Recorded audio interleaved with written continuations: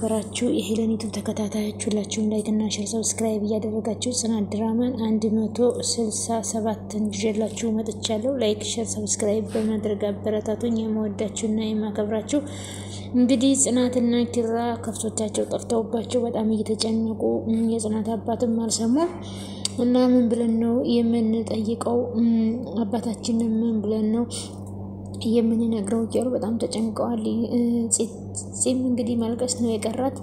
እንግዲህ የዛኔ ሰውየውን እንግዲህ ከዲና ጋር አረቄ የምትጠጣው የሱ አባል ነው እንግዲህ ከፍቶቹን ያገታቸው የሱ አባልና እንግዲህ ውሽማ የሱ ጓደኛ የሚሆን ሲያወሩ ዲና ተደብቃ ሰምታቸዋለች እና እሷም ለኪራ ነግረዋለች። ኪራም እሷን ጠይቃት ሲል አይ እሷንስ ለሷማ ነግራትም እሷ ሰማሽ። ኪራ ደግሞ ለምን ብሎ ሲጠይቅ ኪራ እሷ ሰማች ማለት እኮ ከታችኛው መንደር እስከ ላይኛው መንደር ነው የሚሰሙት፣ እሱም መስማቱ አይቀርም፣ ግድ የለሽም እዚህ ከዚያ ላይ ካለፈ እኮ መስማቱ አይቀርም ያላት። ኪራ ተው ይቅርብን እና ቁጭ ብለን እኮ ምንም እያደረግን አይደለም፣ እሱማ ልክ ነው፣ እስኪ ትንሽ እናስብበት፣ እሺ እናስብበታለን አለ እና ሁለታቸው እንግዲህ ቁጭ ብለው እየተጨነቁ እያሰቡ ነው ማለት ነው። ምንም ማድረግ አልቻሉም። ከፍቶቻቸው ጠፍተዋል። ግን የመናጢ ሰውዬ ወስዶ ከሌላ መንደር አስቀምጧቸዋል።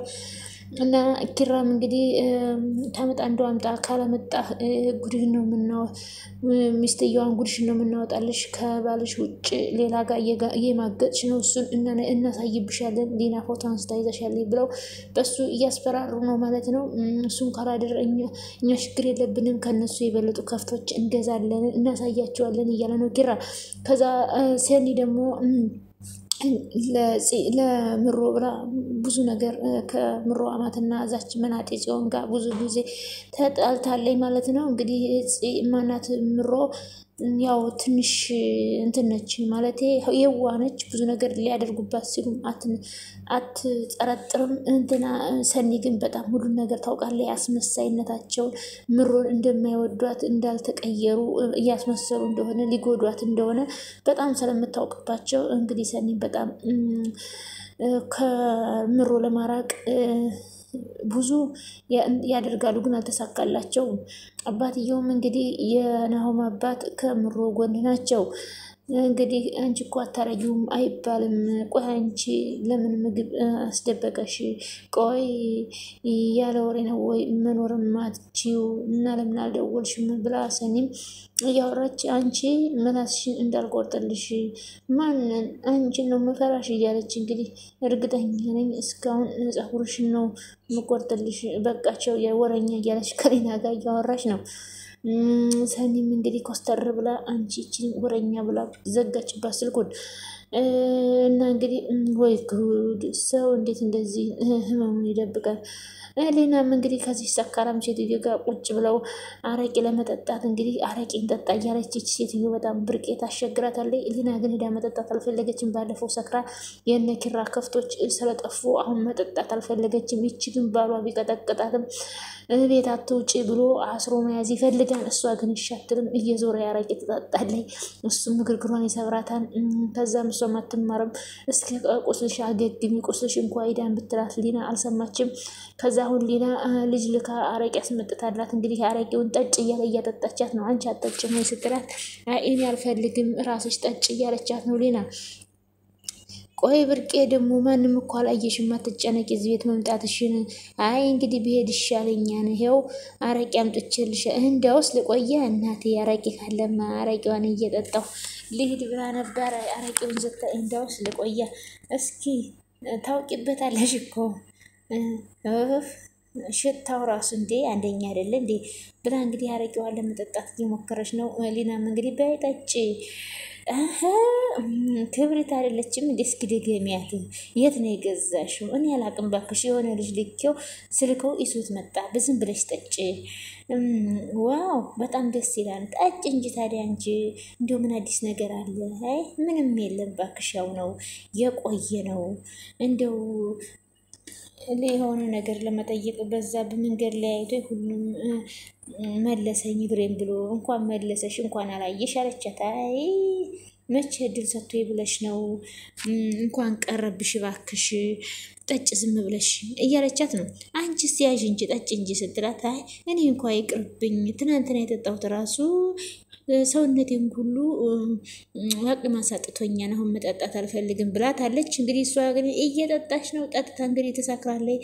ከዛም ባሏ መንገድ ላይ ሲያገኛት እንግዲህ ሰብሮ ይጥላታል። እንግዲህ ሴትዮ መማር ከጥፋቷ መማር አልቻለችም። እሱም እግሯን ይሰብራታል። እሷም እየዞረ ከሊና ጋር ትጠጣለች።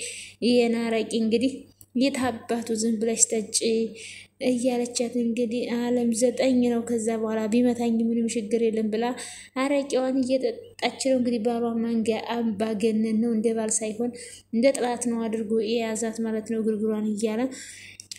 ከዛ እዚህ ጋር ደግሞ የናሆም እናት እንደ ሰውዬ ምሳ እንኳ ሳይበላ የት ሄዶ ነው እንደው አስጨነቀኝ እኮ እያለች እንግዲህ እያሰበች ነው ራሱ አስቀይማ ባሏን ማለት ነው።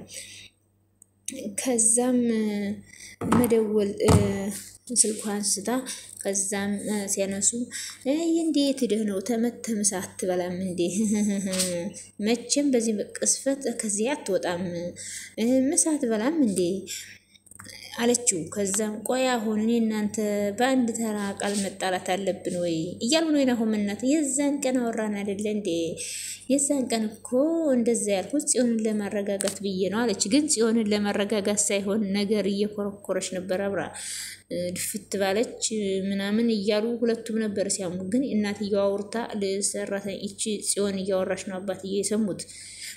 አባትየው ታዲያ ቆይ ይሄ መጥፎ ቃል ከጽዮን ብቻ ነው ወይስ ከባለቤት የወጣው ብለው አባትየው በጣም እየተጨነቁ ነው።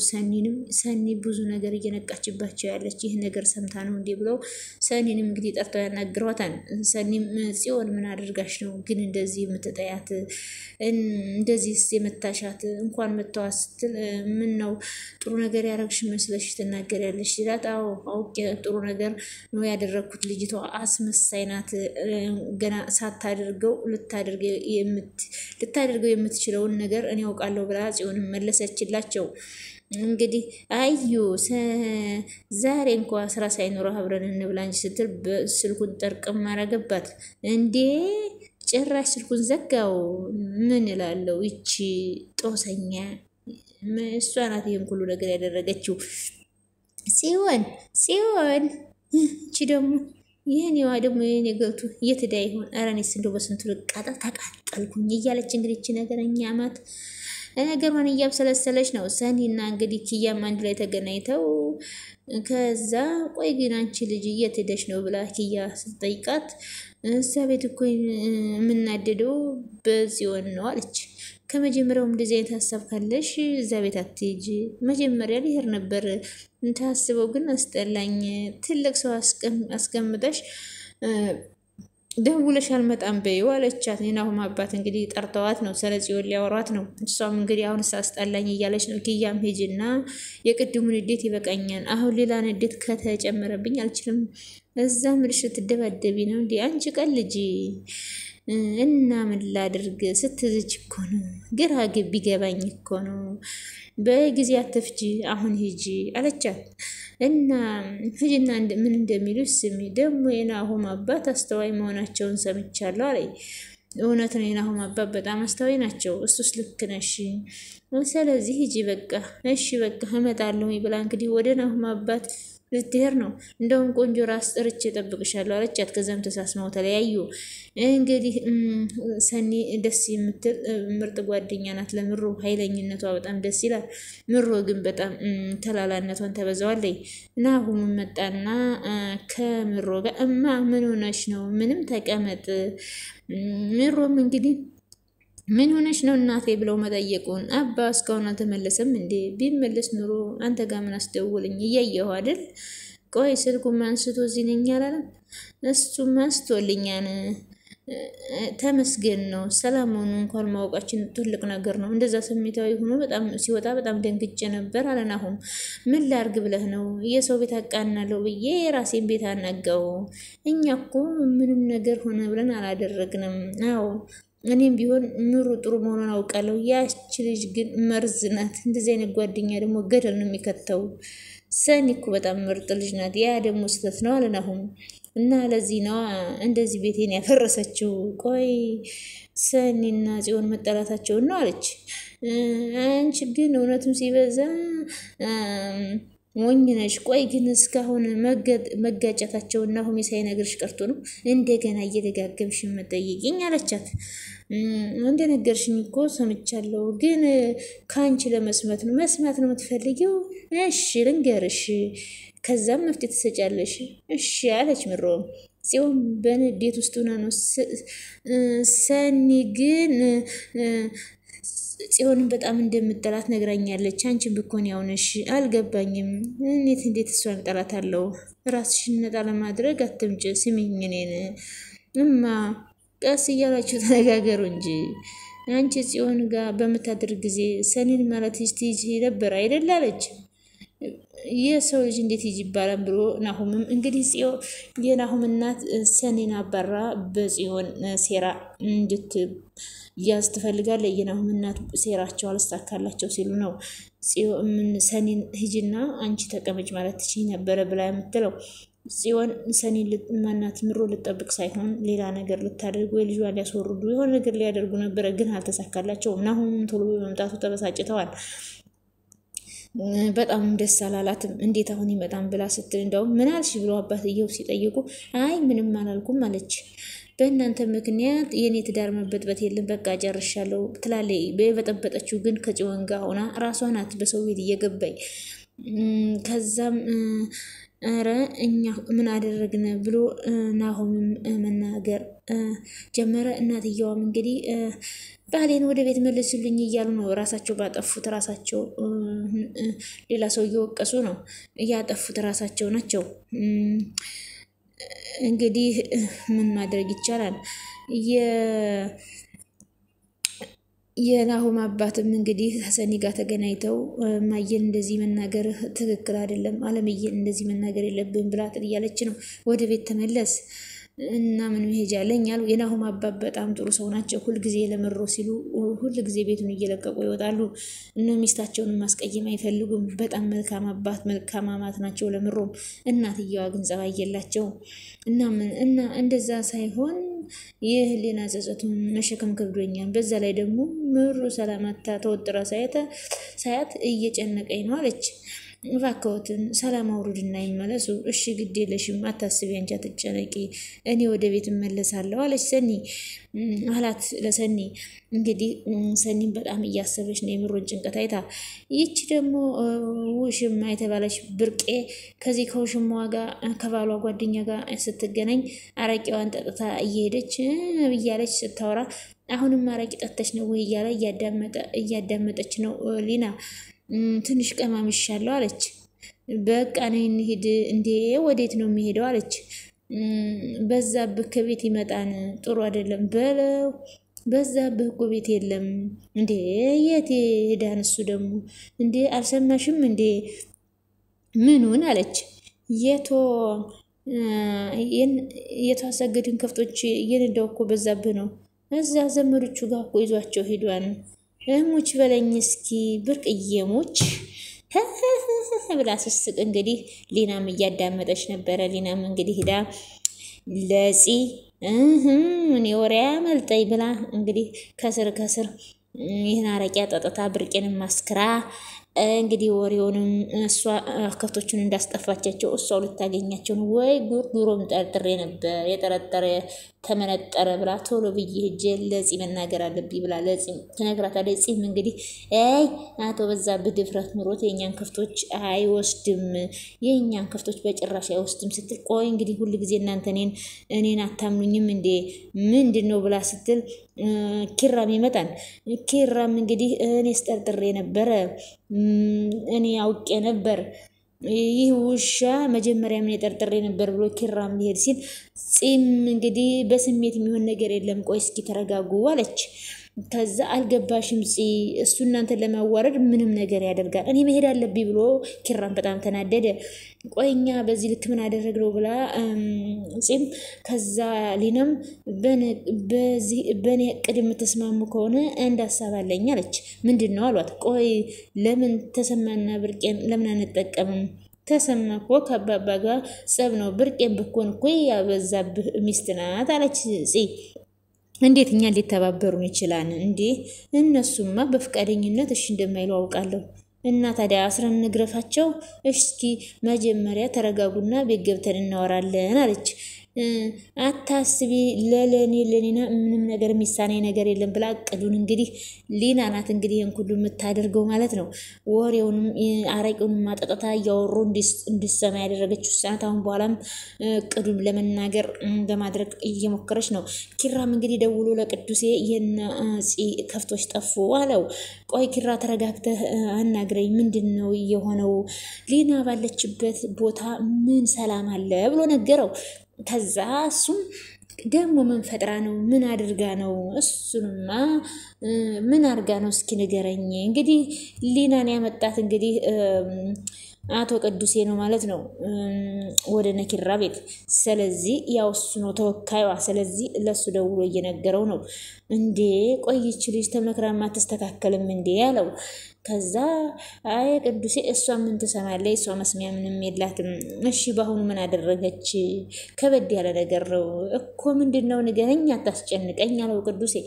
ከዛም የነዚህ ከፍቶች እኮ ጠፉ፣ አልገባኝም ማን ነው የሚወስዳቸው ሲል እንግዲህ ስትባለው እስካሁን መረጃ አቶ በዛብህ ነው። እና ምን እየጠበቃችሁ ነው? ለህግ አሳውቁ እንጂ እንደዛ ማድረግማ አንችልም። ለምን ብሎ ሲጠይቅ አይ ደግሞ ከፍቶቹን እንዳይጎዳችሁ እና ጋሽ ሰሙ። አይ ጋሽ ሳልሰሙም እና ታዲያ ዝም ብላችሁ ለምን ትቀመጣላችሁ? ጋሽ እኮ መስማት አለባቸው አለ ቅዱሴ። እንዴ ምን ማለት ነው ኪራ? ለጋሽ ንገሩት፣ እሱ ከእናንተ ይልቅ የሚመለሱበትን መንገድ መፍትሄውን እሱ ሊያውቅ ይችላል። ለሱ ንገሩት እያለው ነው እንግዲህ። ለማንኛውም ተረጋጉ፣ ለማንም ጽናትም ማልቀስ የለባትም፣ ካልሆነ ብር አዋተን ከፍቶቹን እንገዛለን እያለ ነው ቅዱሴ።